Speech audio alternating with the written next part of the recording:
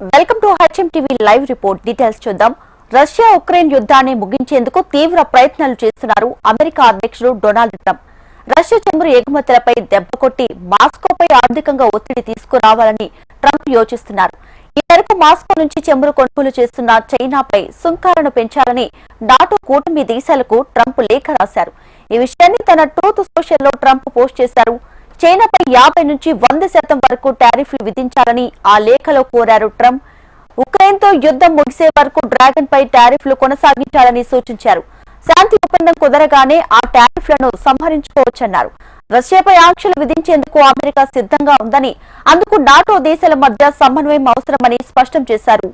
Russian Ukraine పౌరుల ప్రాణాలను కాపాడటానికే తాను ఉన్నానని స్పష్టం చేశారు. ఇక తాను చెప్పినట్లు నాటో చేస్తే యుద్ధం త్వరగా ముగుస్తుందన్నారు డొనాల్డ్ ట్రంప్. ఉక్రెయిన్ రష్యా యుద్ధం తనది కాదని, బైడెన్ జెలెన్స్కీ తెచ్చిన యుద్ధమని ఆరోపించారు. ఇక పూర్తి డీటెయిల్స్ తో ఢిల్లీ ప్రతినిధి ఆర్కే సిద్ధంగా ఉన్నారు. ఆర్కే,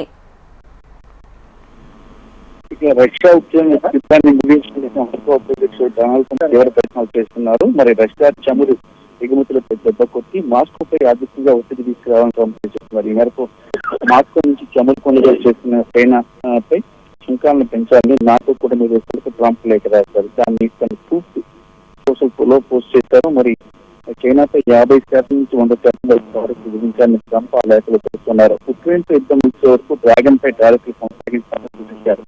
శాంతి ఒప్పందం కుదరగానే ఆ టారిఫ్లను ఉపసంహరించుకోవచ్చని చెప్పారు. రష్యాపై ఆంక్షలు విధించేందుకు అమెరికా సిద్ధంగా ఉందని, అందుకు నాటో దేశాల మధ్య సమన్వయం అవసరమని అన్నారు. రష్యా ఉక్రెయిన్ పౌరుల ప్రాణాలను కాపాడడానికి తాను ఉన్నానని రాసుకొచ్చారు. ఇక తాను చెప్పినట్లు నాటో చేస్తే యుద్ధం త్వరగా ముగుస్తుందని వెల్లడించారు. ఉక్రెయిన్ రష్యా యుద్ధం తనది కాదని, బైడెన్ అలాగే జెలెన్స్కీ తెచ్చిన యుద్ధం అని చెప్పేసి ట్రంప్ తన సోషల్ మీడియా ట్రూత్ పోస్ట్ చేయడం జరిగింది.